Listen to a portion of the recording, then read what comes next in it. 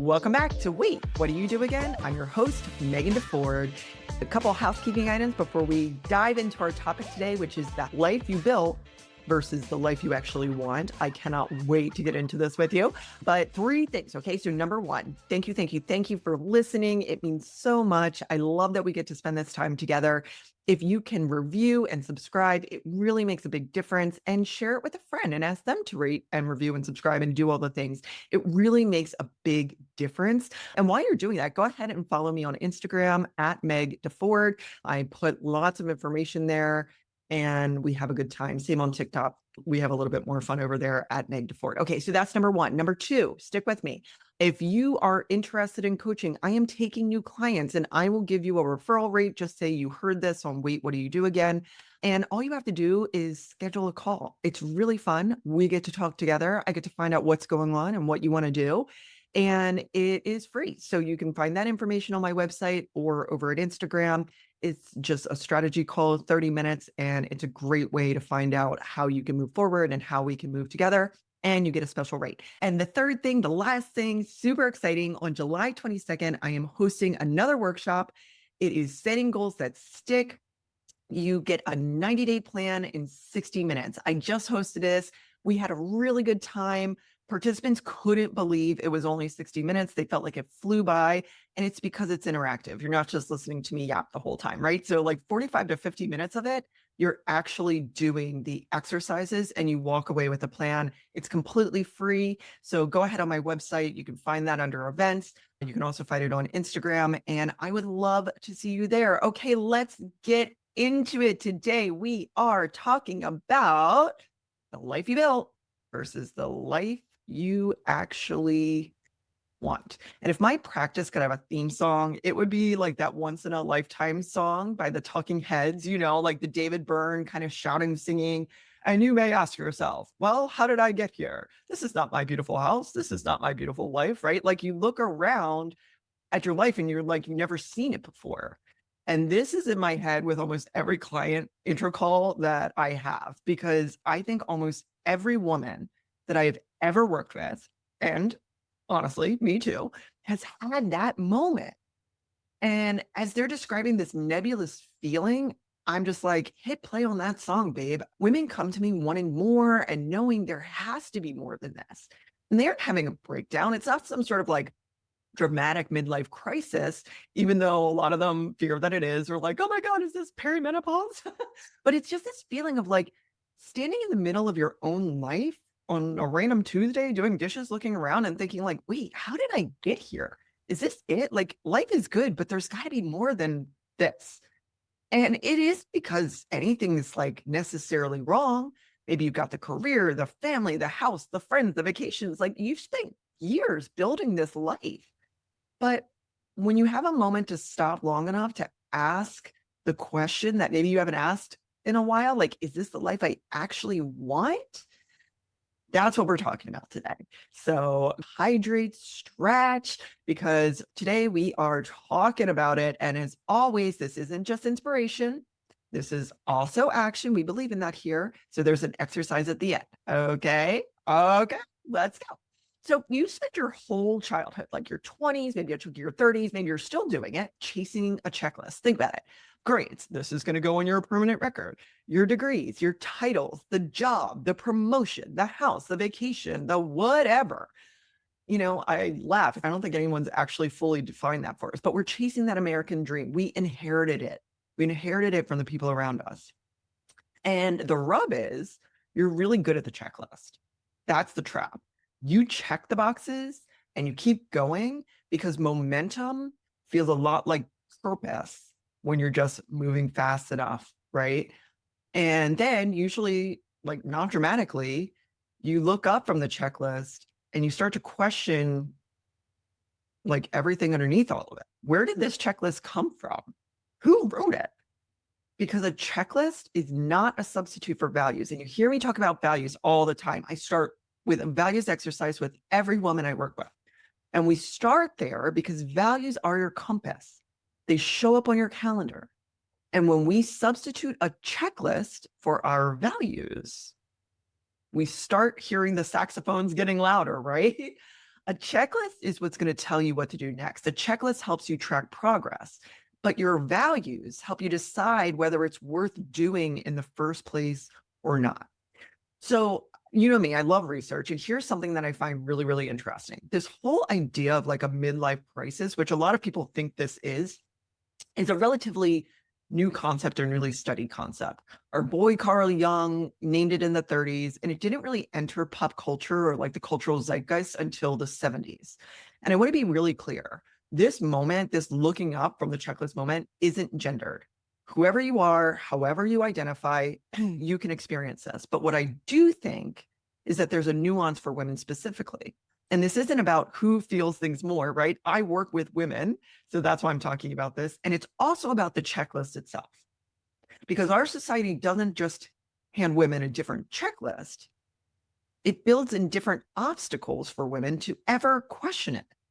The checklist for so many of us wasn't just to achieve, it was to achieve and be the one who remembers the pediatrician appointments and people's birthdays and making the brownies and taking notes in the meeting.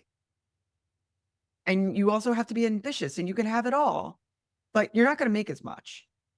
And you got to be a mom too. And if you don't want to be a mom, that's selfish, and so on and so forth. You know, there's structural stuff too, right? The pay gap. The fact that if you do decide to step into a career within your home, you lose career ground in a way that rarely costs men. Companies are building it into their policies. It is built into the architecture of our society. And what the research actually shows is that men and women both go through this, but it looks different. Men tend to externalize it. So that trope, like they're going to get the sports car, have the affair, the sudden hobby, like they want to climb Mount Everest, right? All the things that are really easy to put in a movie or a TV show. But women tend to internalize it, which no surprise there. And they go quiet and they look at things from the inside out. So think of it as like sort of self-reflection, self-blame instead of a Porsche. And one of those is really cinematic and one of those isn't. So like the women's midlife crisis, so to speak, has never become a trope. And I want you to think about when women's stories actually are told, what version we get, right? Like she's the one who's left by the partner, usually her husband. And then what does she do?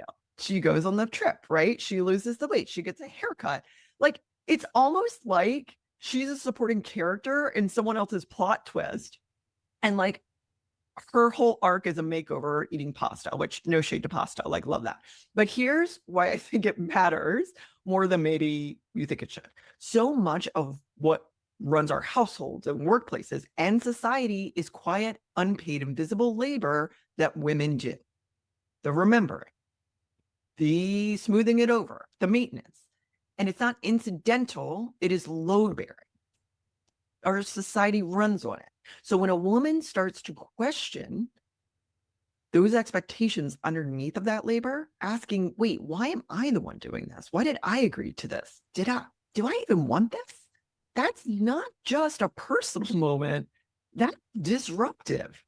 It could be disruptive to her home, her workplace, and a system that depends on her going along with it and not questioning. So when a woman's looking at this and withdrawing her acquiescence, there's no trope for, the labor that stopped being invisible. And now everyone has to notice it. That's not a haircut. It's a structural problem for everyone who is relying on her acquiescence and her silence. Okay, so look, here's something I want to borrow from my girl, Jane Fonda. Love her. Listen to her on Julia Louis-Dreyfus's podcast. It was a phenomenal conversation. And years ago, she gave this talk called Life's Third Act. And she made this point that really rewired the way that I think about all of this. And she said, we've always treated aging like an arch. Right? Like, so think of the St. Louis Arch, right? Or the McDonald's arches. You rise, as a little kid, you rise, you peak at midlife, and then it's decline from there, right? Like over the hill, age as pathology. And her reframe was to think about it more like a staircase, not the peak and the fall, but an ascension. And throughout your life, you ascend. Each stage builds on the last, right? Like I always say, you're not starting over, you're starting from experience. Just because you're starting something new doesn't mean you get rid of everything that's gotten you here. And I love that because it means this moment, this one where you're looking up and going, wait, what is this? Whose house is this? This isn't a crisis. Wrong. Nothing's wrong with you. It is a developmental stage. That's how I look at it. The same as adolescence, the same as your 20s, right? And it's just another figuring out who you are. But this time, instead of outside of your parents' house, it's firmly in your house and firmly in middle age. And I also want to bring in Brené Brown. And if you don't know who she is, she's a shame researcher with decades of data that navigates this terrain. And she has a line that I wrote down. And it is, midlife is not a crisis. Midlife is an unraveling. And her point is that a crisis is short. It's defined. You can manage a crisis. You can control things in it. And unraveling, you can't really control. You can't muscle through it the way you muscled through your 20s and 30s. And the goal of an unraveling isn't to control it. It's a becoming. She describes it as a series of nudges. It might be some low-grade anxiety, maybe some desperation or a creeping sense of losing control of something that you didn't even know you were holding on to so tightly. You know, I joke, and I'll talk about this in a minute, but like the universe kept trying to give me the lesson, but I was very resistant to learning it.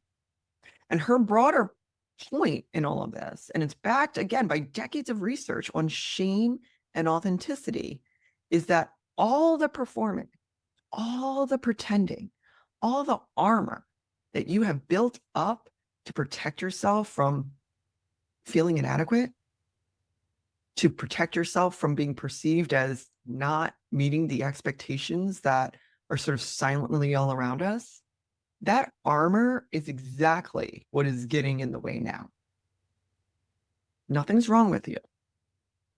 It's just that the thing that used to protect you, that armor, is the thing that is now keeping you small. It is that feeling, that knowing that like, is this it? Nothing's wrong, but is this it? You know you're meant for more. That's not a crisis. You're just on the staircase, babe. Jane's there with us.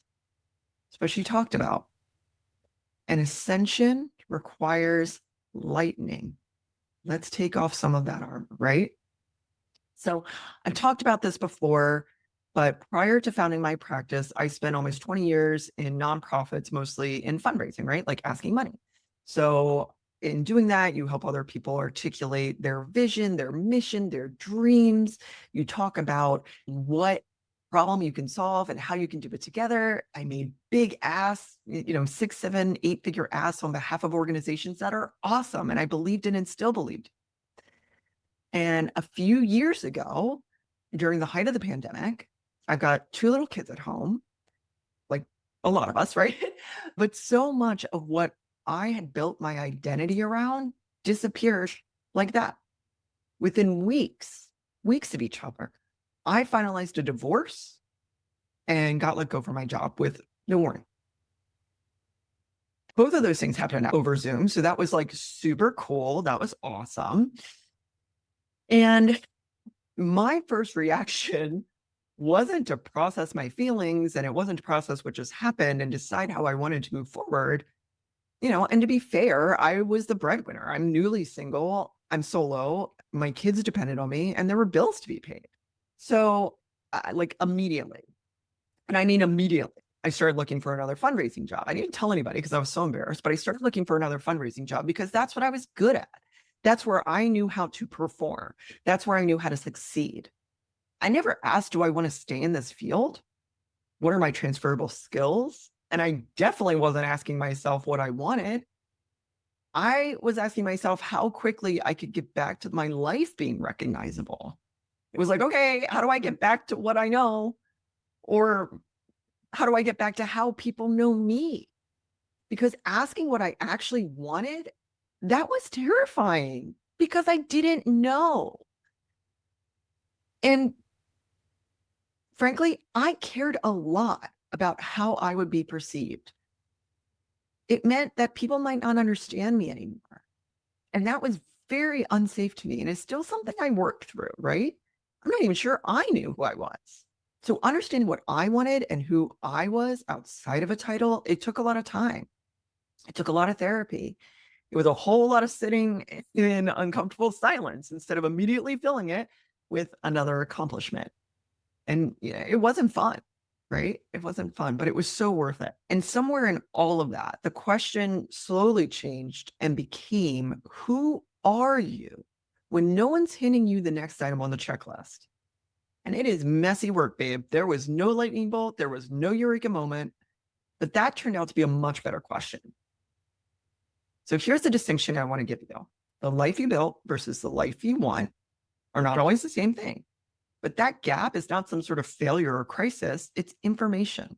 It's that staircase Jane talked about doing its job, the unraveling, the becoming doing its job. The checklist life, the built life, it's not fake. And I want to make this really clear. We're not going through an existential crisis together, right? The job is real.